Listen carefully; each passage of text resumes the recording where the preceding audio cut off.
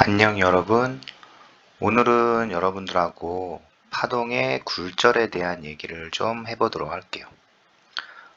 많은 얘기는 못하고요. 굴절률하고 그 다음에 속력의 관계에 대한 얘기만 좀 해보도록 하겠습니다. 그래서 이게 어느 정도 개념이 천천히 다 익숙해지시면은 그 다음에 이제 전반사 같은 내용 하실 때 좀 쉽게 하실 수 있을 것 같아요.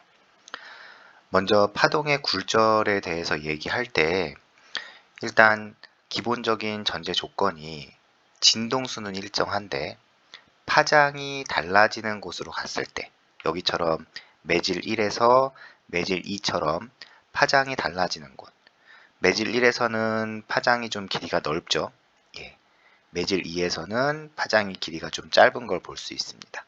자, 이렇게 이제 파동이 진행을 할 때 일반적으로 이 굴절에 대한 얘기를 할 때는 속력에 대한 얘기를 좀 아셔야 되거든요.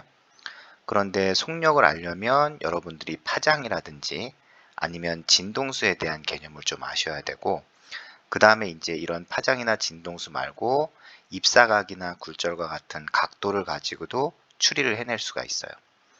먼저 결론만 얘기를 하면은요, 선생님이 여기다가 그림을 좀 그려보도록 하겠습니다. 만약에 매질 1인 곳에서 매질 2인 곳으로 어떤 빛의 파동이 진행을 한다고 했을 때 매질 1에서는 지금 파동이 들어오는 입사각이 보이죠. 만약에 매질 2에서 요 경계면하고 수직인 요 법선 쪽으로 꺾이는 굴절이 일어났다라고 가정을 하면은요, 요 굴절각은 입사각보다 굉장히 작게 나옵니다. 그래서 알아야 될 첫 번째 사항은 먼저 입사각이 굴절각보다 크면 그러면 속력이 매질 1의 속력이 매질 2의 속력보다 큰 거예요. 그러니까 각도가 큰 게 속력이 큰 겁니다. 이렇게 일단 기억을 하시고요. 이제 이 뒤편에서 왜 각도하고 속력이 서로 비례되는지도 이야기를 해드릴 테니까. 그 다음에 이제 두 번째는 파장에 대한 얘기인데, 지금 이 빛이라는 파동이 진행했을 때 매질 1에서 매질 2로 갈 때 빛의 종류가 바뀌지 않았기 때문에 매질 1에서의 진동수나 매질 2의 진동수는 똑같아요. 자, 그 다음에 우리가 파동에서의 속력은 진동수 곱하기 파장으로 나타내는데, 진동수가 일정하면 파장과 속력이 비례 관계가 있거든요. 그러면 속력이 매질 1이 컸으면 파장도 매질 1이 매질 2보다 큰 겁니다. 그럼 이제 파장까지 확인이 됐고요. 그 다음에 이제 굴절률은요, 속력과 역수 관계로 가요. 그래서 매질 2의 굴절률이 매질 1의 굴절률보다 크다고 하시면 돼요. 매질 2의 굴절률이 매질 1보다 크다고. 그래서 일단 요게 파동의 굴절에서의 가장 기본적인 이제 암기하셔야 될 값인 거고, 지금부터 우리가 이야기할 거는 왜 이 굴절률하고 속력이 서로 역수관계에 해당하고, 그 다음에 왜 이 입사각 굴절과 같은 각도가 속력하고 비례하는지 이 얘기를 먼저 해보려고 해요. 자, 그럼 이제 이 얘기를 하기 위해서는 여러분들이 여기 있는 요 그림을 조금 이해를 하셔야 되는데, 자, 한번 볼게요. 자, 이 그림 보면 매질 1에서 매질 2로 지금 파동이 이렇게 오고 있어요.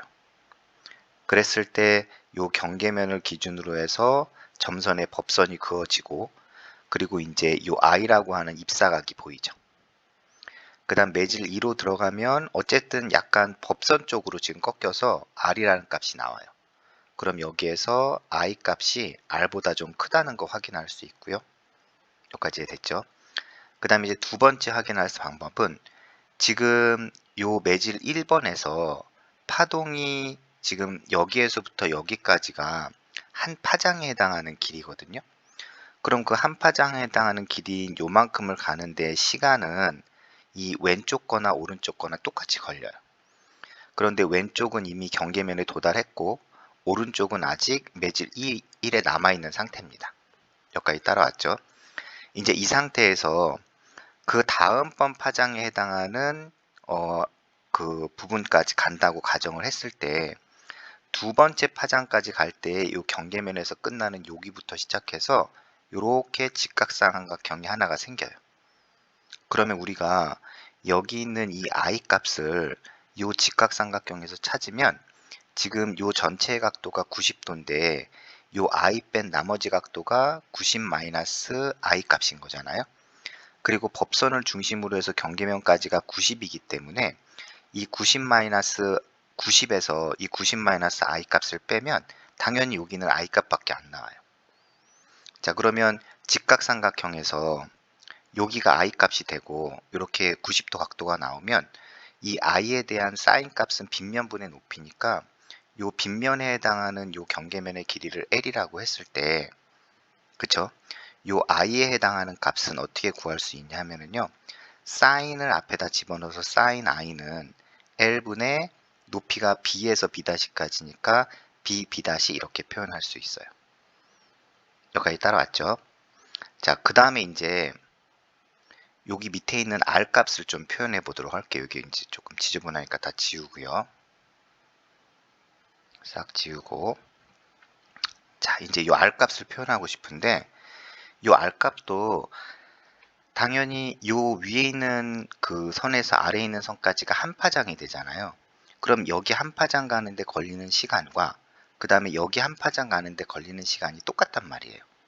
결국은 이 매질 1은 한 파장 가는데 같은 시간 동안에 많은 길이를 갔다면 매질 2는 같은 시간에 간 거리가 짧으니까 매질 1의 속력이 당연히 빠르고, 그건 아까 얘기했던 것처럼 i하고 r의 각도를 비교했을 때 그냥 각도가 큰 게 속력이 빠르다고 추리할 수 있어요.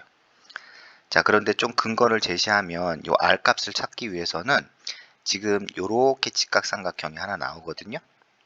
거기에서 이 r 값에 해당하는 거하고 똑같은 각도가 요 각도란 말이에요. 그러면 아까 여기에 해당하는 경계면의 길이를 l이라고 했기 때문에 이 r이라는 각도 앞에다 사인 값을 붙이면 얘는 빗면분의 높이니까 l분의 a''이 되는 거예요. 여기까지 따라왔죠? 자, 그러면 얘네를 이제 분수로 만들어서 sin r분의 sin i 값을 구하고 싶으면 지금 l분의 aa-분의 l분의 bb-로 구하시면 되고, 이 왜 i분의 r을 안 하고 r분의 i를 아는지는 좀 이따 또 알려드리도록 할게요. 자, 그럼 이제 이 상태에서 그 다음에 L 값이 지워지게 되면 얘는 당연히 AA-분의 BB-의 선분의 길이가 나오겠죠. 그런데 이 한 파장에 해당하는 이 선분의 길이는 거리잖아요. 그러면 거리는 속력 곱하기 시간이란 말이에요. 그럼 AA-는 매질 2에서의 속력에다가 거기까지 가는데 걸리는 시간을 곱하면 되고, BB-는 매질 1의 속력에 거기까지 가는데 곱하는 시간을 곱하시면 돼요. 그런데 이제 매질 1이나 매질 2에서 그 이동하는 시간은 똑같기 때문에 결국은 V2분의 V1이라는 값이 나오고, 아까도 얘기했지만 속력은 진동수 곱하기 파장이라고 했으니까 이렇게 진동수 곱하기 파장이 나와요. 그런데 이 파동의 진동수가 변하지 않았기 때문에 이 진동수가 일정하다고 하면 파장의 비가 곧 속력의 비가 되는 거고, 이해되셨죠? 그 속력의 비가 곧 이 각도의 사인 값을 구한 값과 같게 되는 거예요. 여기까지 확인됐죠? 자, 그럼 이제 다시 정리하면 사인 r분의 사인 i는 요게 이제 굴절각이었고 요게 입사각이었습니다. 얘는 V2분의 V1으로 할 수 있고, 입사각은 매질 1에 있었던 거고 굴절각은 매질 2에 있었던 거죠. 그리고 얘는 다시 람다 2분의 람다 1으로 쓸 수가 있어요. 자, 그런데 이제 이렇게 되면은 각도하고 속력의 관계는 이해가 됐거든요. 아, 그냥 속력과 각도가 서로 같은 위치에 존재하니까 얘네가 비례하는구나, 이렇게 기억을 하시면 되고, 고등 과정에서는. 그렇다면 이제 굴절률이 역수관계인 걸만 찾으면 되거든요. 그런데 일반적으로 우리가 말하는 굴절률은요, 어떻게 표현하냐 하면요, 매질에서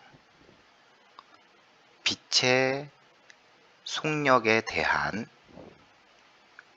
진공에서 빛의 속력, 이걸 굴절률이라고 해요. 그러면 뭐뭐에 대한 뭐 이렇게 하면 분수로 나타낼 때 이 앞에 있는 뭐뭐에 대한은 밑에다 쓰면 되죠. 그러면 매질에서의 빛의 속력을 V라고 하고 진공에서의 빛의 속력은 일정하거든요. 그래서 그걸 C로 표현을 해요. 이런 식으로. 그럼 이게 바로 굴절률이 됩니다. 그런데 이 진공에서의 빛의 속력을 뛰어넘는 매질의 속력은 없기 때문에 얘는 항상 1보다 큰 값을 갖게 될 수밖에 없고요. 여기까지 따라왔죠, 우리 친구들.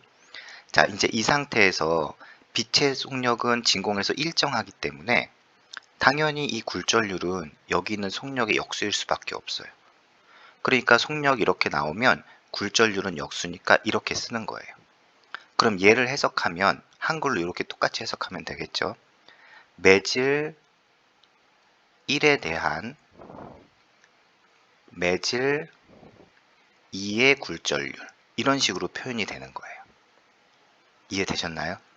그러면 결과적으로 얘를 R분의 I로 하셔야 이 단어가 나오지, 만약 여러분 마음대로 I분의 R로 해버리면 매질 1과 2가 바뀌어버리고 그럼 의미가 퇴색돼 버리는 거예요. 그러니까 문제에서 매질 2에 대한 매질 1의 굴절률을 나타내는 건지 아니면 매질 1에 대한 매질 2의 굴절률을 알고 싶은 건지를 파악하셔서 이 분수의 사인 값을 반대로 잘 만드시면 된다는 거죠. 일단은 여러분들하고 빛의 굴절에 대한 또는 파동의 굴절에 대해서 이 굴절률하고 속력 그리고 파장, 각도와의 관계를 간략하게 한번 이야기를 해봤는데 이 개념은 좀 여러분들이 몇 번씩 반복해서 식도 좀 써보고 원리를 정확하게 이해한 다음에 문제를 풀어야 아마 문제가 풀릴 거예요. 그냥 문제를 풀면 논리적으로 이렇게 이해하는데 중간중간 좀 걸림돌이 있을 수 있거든요. 그러니까 몇 번 개념을 연습하시고 여기에 관련된 문제를 꼭 풀어봤으면 좋겠습니다. 오늘도 여러분들한테 도움이 되는 수업이었으면 좋겠습니다. 감사합니다.